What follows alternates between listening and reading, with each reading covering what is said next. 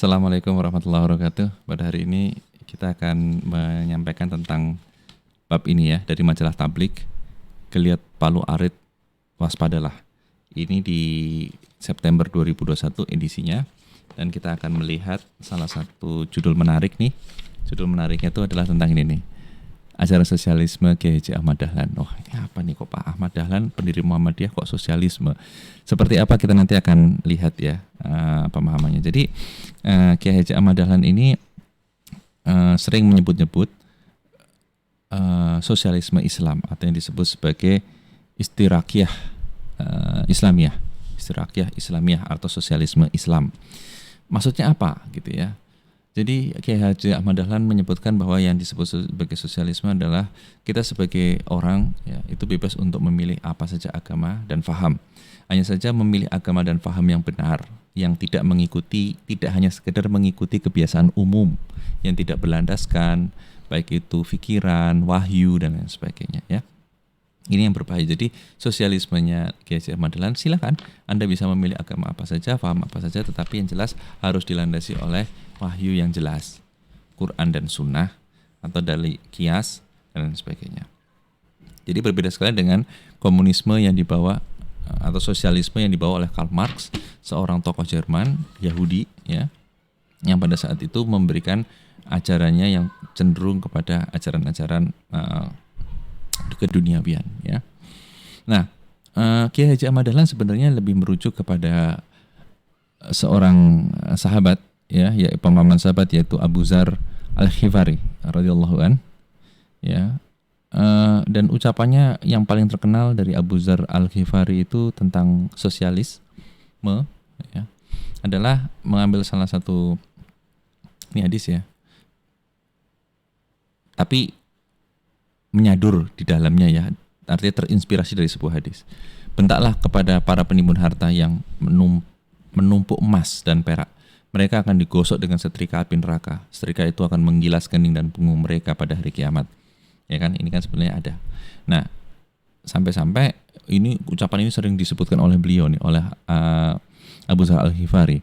Sampai-sampai seorang penulis mengatakan bernama Khalid Muhammad Khalid menyebutkan Abu Dzar Al-Ghifari ini kalau seandainya dia harus membuat sebuah bendera untuk pergerakannya, maka dia akan menggambarkan bendera setrika. Ini karena beliau sering berbicara tentang setrika neraka ini. Jadi ini menyebutkan bahwa sosialisme yang dibikin oleh Abu Dzar ini adalah jangan menumpuk harta, sedekahkan. Ya, ini sangat Islami sekali. Dan beliau berpandangan bahwa sebenarnya manusia ini sama kedudukannya ya. Seperti gigi-gigi sisir, itu kan sama tuh ya, yang bekerja sama dalam mencari nafkah dan mengejar rezeki. Yang membedakan apa? Yang membedakan, nah ini kembali lagi kepada Quran dan Sunnah, yaitu hanya ketakwaan di mata Allah. Semuanya sama seperti gigi-gigi sisir, tetapi ketika berhadapan di hadapan Allah, yang membedakan adalah amalannya, ketakwaannya. Nah, ini nasihat-nasihat ini pun pernah disampaikan oleh Abu Dzar kepada Muawiyah yang masih menjabat sebagai gubernur Syam saat itu, untuk mengeluarkan semua sawah, ladang dan kekayaan agar menyisakan kepada orang-orang yang tidak mampu. Ya, ini jadi sosialisme Islam itu ya sosialisme yang seperti ini. Makanya dulu Pak Karno sempat sedikit ya, entah ketidakpahaman beliau atau memang karena kesengajaan, menyebutkan Islam itu agama sosialisme. Kenapa? Karena Islam ini mengajarkan untuk berzakat ya. Dan dalam sosialisme ada yang disebut sama rasa sama rata. Wah, ini kan itu ada di dalam buku di bawah bendera revolusi, nanti kapan-kapan kita bahas nih ya. Ini nih bukunya, ini nih yang dua ini nih di bawah bendera revolusi ya. Nanti kita bahas itu, tulisannya Pak Karno sendiri, dan Pak Karno jelas mengatakan seperti itu. Oke. Kemudian sampai-sampai Muhammadiyah ini karena mungkin waktu itu tidak mau masuk ke dalam Nasakom ya, nasionalis agama komunis. Jadi ada partai-partai nasionalis yang masuk seperti PNI, partai-partai agama yang masuk seperti PNU, dan partai-partai komunis yang masuk seperti PKI. Nah, Muhammadiyah nggak mau masuk Nasakom. Akhirnya Muhammadiyah sebetulnya lebih mendekati kepada Masyumi ya.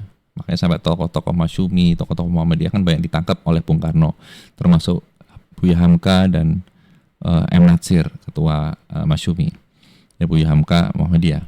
Itu sampai ditahan dan lain sebagainya.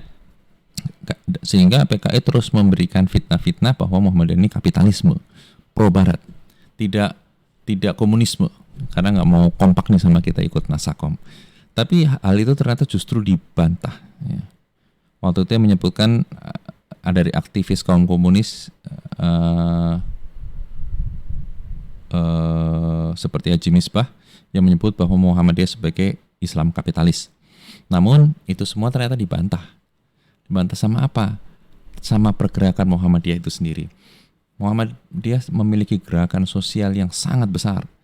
Mendirikan rumah sakit yang menolong teman-teman, yang menolong orang-orang, ya kan? Yang menolong orang miskin. Ya, juga sekolah-sekolah yang menolong orang-orang yang tidak mampu dengan cross subsidi dan lain sebagainya. Bahkan anggota-anggota Nasakom pun tidak memiliki sifat-sifat seperti itu. Seperti PNI, andil nyatanya di dalam sosial kemasyarakatan Indonesia apa? Ya, memberikan apa? Memberikan bantuan apa kepada masyarakat ini? Ya, wallahu alam kalau PNU.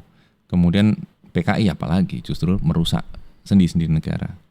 Ya, inilah yang akhirnya membuat Muhammadiyah memiliki amal usaha yang cukup baik, dan Kiai Haji Ahmad Dahlan sudah berbicara tentang sosialisme tahun 1920-an dan akhirnya diimplementasikan dalam pergerakan-pergerakan Muhammadiyah yang ada sampai saat ini, yang sangat berguna bagi masyarakat sosial di Indonesia. Itu saja mungkin yang bisa kami sampaikan.